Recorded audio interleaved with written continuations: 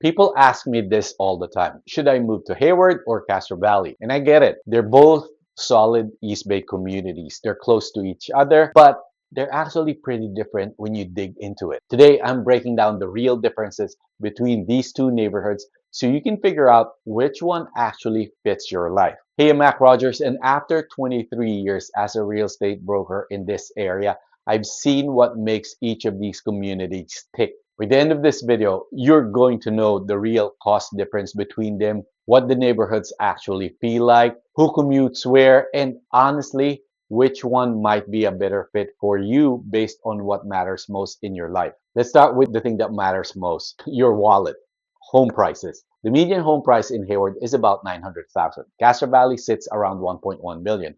That's roughly a $200,000 difference, and that's a real number that you need to account for. Now, what's driving that gap? Part of it is Castro Valley schools consistently rate better. Hayward Unified has some schools that range from 1 out of 10 to solid performers, obviously depending on the neighborhood. Castro Valley Unified is more consistent. More schools are rated higher across the board. Castro Valley also has that established family feel that holds value. But if you're buying your first home or you're looking to maximize square footage for your budget, Hayward gives you more house for the money. Both areas have similar overall cost of living, around $4,100 a month for a family. That's about 69% higher than the national average. So the big difference is really the home price point itself. Here's the neighborhood character piece. Hayward is more of a working, diverse city with a downtown area that's actively being redeveloped. It's got more density, more commercial activity, more walkability if you want restaurants and urban energy. Castro Valley, where I live, is a little quieter, more of a suburban, tree-lined bedroom community. It feels more like a small town even though you're close to everything. The Castro Valley marketplace here has become this community's gathering place, kind of the heart of the neighborhood. If you want to walk to coffee shops and have more nightlife options,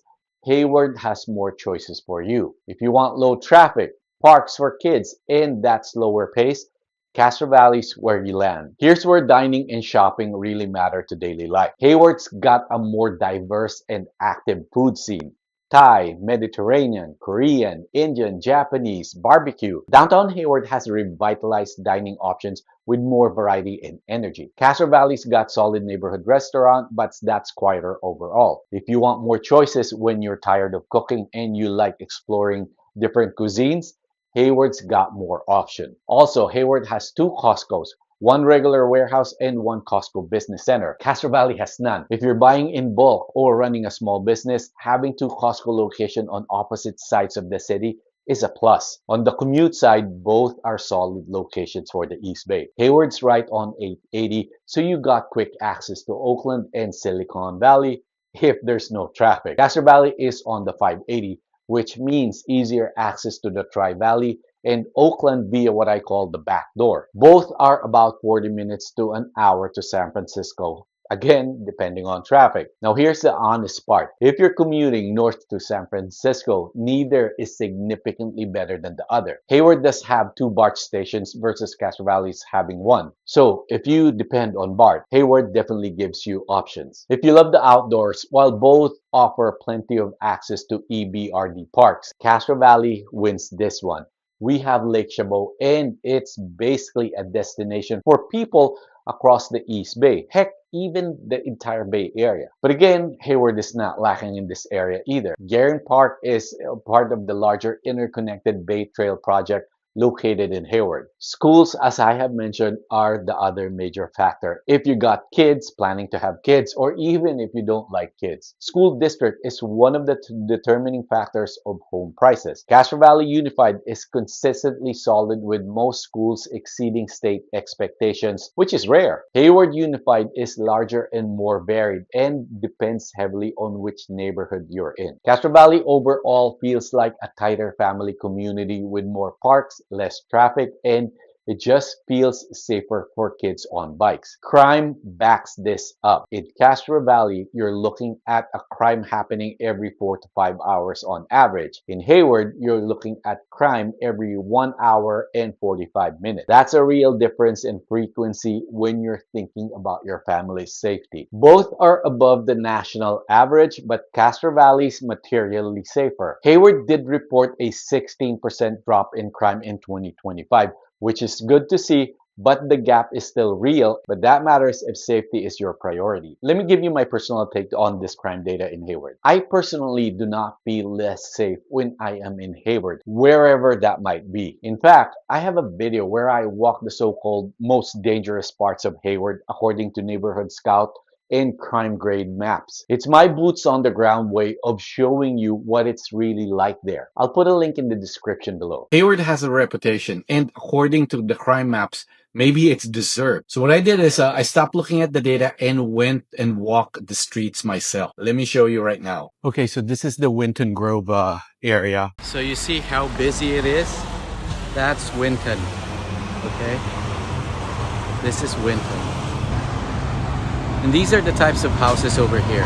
See that? So again, this is supposedly one of the more crime-ridden neighborhoods. Here's what I always tell people. Both are strong communities if you pick the right neighborhood. Hayward is bigger, more diverse, more options for restaurants and shopping, and also BART access. And you also have 2 Costcos. And you save $200,000 on the home price. You get more walkability, more urban energy. Neighborhoods like Hayward Highland, the Fairway Park, Eden Shores, and Stonebrae are some of the top choices. Castro Valley is smaller, slower, and a little quieter, with better schools, lower crime rates, tree-covered streets, parks for family. You're paying more for stability and safety.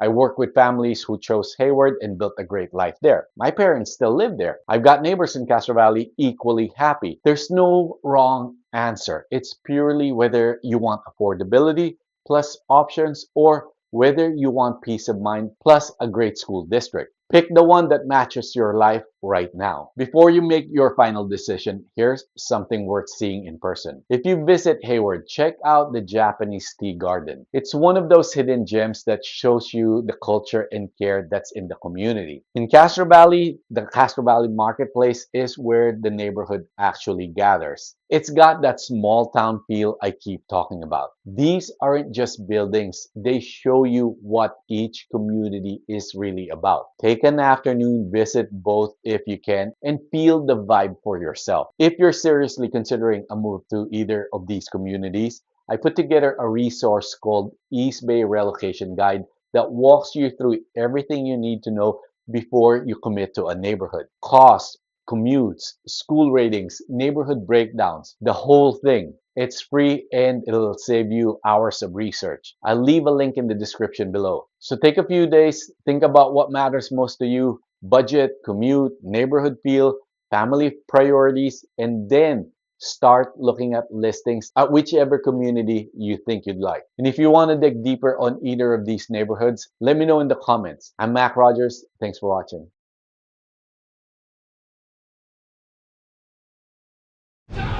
Hey guys, I'm here by the new Castro Valley market down here by the village. I'll give you a quick tour and let's see what's open and what's not open yet.